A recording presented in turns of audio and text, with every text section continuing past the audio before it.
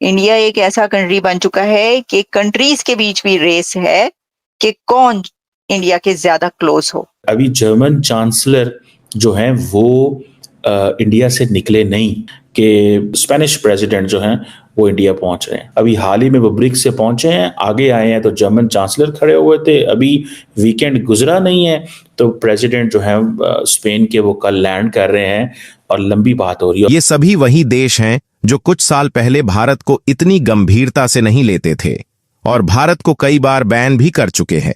इतना ही नहीं, दुनिया में सबसे तानाशाही कहे जाने वाले देशों में शुमार साउथ कोरिया ने भी भारत की सराहना की है। हम भारत को टॉप एंड टेक्नोलॉजी देंगे। टॉप एंड टेक्नोलॉजी, तो दुनिया की बेस्ट टेक्नोलॉजी वो हम भारत को देंगे, भारत में ही बनाएंगे।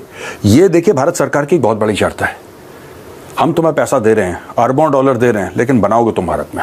स्पेनिश लीडर के द्वारा भारत के अंदर वडोदरा में इनॉग्रेट किया जाएगा C295 एयरक्राफ्ट के मैन्युफैक्चरिंग फैसिलिटी। अब ये जो C295 एयरक्राफ्ट है ये मिलिट्री एयरक्राफ्ट है, मतलब भारत के अंदर मिलिट्री एयरक्राफ्ट जो है वो मैन्युफैक्चर किया जाएगा। जर्मन गवर्नमेंट ने एक डॉक्यूमेंट जारी किया है, उस डॉक्यूमेंट का नाम है इंडिया फोकस। और उस डॉक्यूमेंट के अंदर जर्मन ये गवर्नमेंट ये समझती है कि हमें सारे का सारा फोकस मुस्तकबिल में इंडिया के ऊपर करना चाहिए। जर्मनी आज तक मुंह सुजा के कोने में बैठा था यार। जर्मनी कह रहा था नहीं हम नहीं देंगे, अब दिक्कत है, हमें आपसे इससे प्रॉब्लम है, हमें इससे प्रॉब्लम है। तो इंडिया ने बोला ठीक है भाई, हम कहीं और से ले लेंगे। अब जर्मनी को अचानक इस चीज का ध्यान आया है कि भाई साहब तो मर जाएंगे हम लोग, क्योंकि भारत के पास पैसे हैं खर्च करने के लिए। भारत मोटे पैसे खर्च कर रहा है, ठीक है, बाकी लोग मेला लूट के ले गए। दोस्तों, आप सब जानते हैं जर्मनी के चांसलर भारत आए हुए हैं, जहां वे भारत के साथ मिलकर के काफी सारे डिफेंस डील्स के बारे में बातचीत कर रहे हैं और वे चाहते हैं कि भारत जर्मनी को सबमरीन डील सौंप दे। इसी बीच दोस्तों, अब स्पेन के भी प्रेसिडेंट भारत पहुंच गए हैं, जहां वे भारत के साथ मिलकर के काफी सारे डिफेंस डील्स के बारे में बातचीत करने जा रहे हैं और इसी में इंक्लूडेड है वो सबमरीन डील, जिसके लिए जर्मनी भी काफी ज्यादा आतुर दिखाई दे रहा है। और अब यूरोप के काफी सारे बड़े बड़े देश भारत की ओर देख रहे हैं और कह रहे हैं कि उनकी अब एकमात्र आस है वो है भारत, और भारत के साथ वे बड़े बड़े डिफेंस डील्स और काफ़ी सारे ट्रेड डील्स साइन कर रहे हैं, ताकि जो यूरोप की घटती हुई इकोनॉमी है उसे थोड़ा बहुत स्टेबिलिटी मिल सके और यूरोप भारत के दम पर अपना पालन पोषण कर सके। इसलिए अब यूरोप के बड़े बड़े कंट्रीज़ के लीडर्स भारत के सामने हाथ जोड़कर खड़े हैं ताकि भारत उन्हें कुछ डील सौंप दे, ताकि उनकी भी भलाई हो सके। तो दोस्तों, चलिए आगे देखते हैं इस खबर पर पाक मीडिया का इस पर क्या रिएक्शन है, और चैनल को लाइक और सब्सक्राइब करना मत भूलिएगा। German stuff is amongst the best in the world. चाहे वो गाड़ी बनाए, कार बनाए जैसे मर्सिडीज है, ऑडी है, BMW है, राइट, चाहे वो स्पोर्ट्स अपैरल्स बनाए जैसे कि एडिडास है, चाहे ह्यूगो बॉस फैशन ब्रांड हो, या फिर हथियार बनाए। मैं आगे चल के आज हथियारों का ही वीडियो है दोस्तों। तो ये जो जर्मनी ने, इनके जर्मन एम्बेसडर हैं ये ओलफ शॉल्ट्स आए, तो he was the point man यहाँ पे, German ambassador to India Philipp Ackermann. Philipp Ackermann ने बोला है कि faster approvals for purchase. Bharat हमसे जो खरीदना चाहता है फास्टर अप्रूवल्स। उन्होंने ये भी बोला है कि प्राइवेट कंपनीज हमारी सबकी सब प्राइवेट कंपनीज हैं, जो भी डिफेंस में बनाती हैं, चाहे वो पनडुब्बियां बनाए चाहे कुछ भी बनाए, these are all private companies. और दुनिया भर में होता है छोड़ के भारत में भी अभी भी धीरे धीरे प्राइवेट कंपनियां आना शुरू हो गई हैं, पर हमारे यहां तो सरकारी करती थी सब कुछ पहले, इसलिए हर काम धीरे धीरे धीरे धीरे प्राइवेट कंपनीज तेजी से करती हैं, R&D पे पैसा लगाएंगी, सब कुछ करेंगी। That is why he said faster approvals for purchase. P75 I, P75 एक प्रोजेक्ट है सबमरीन्स का दोस्तों। German manufacturers are keen to take part. ये कह रहे हैं जर्मनी में मैन्युफैक्चरर्स हैं जिसमें they are keen to take part. They are saying we will give India, हम भारत को टॉप एंड टेक्नोलॉजी देंगे।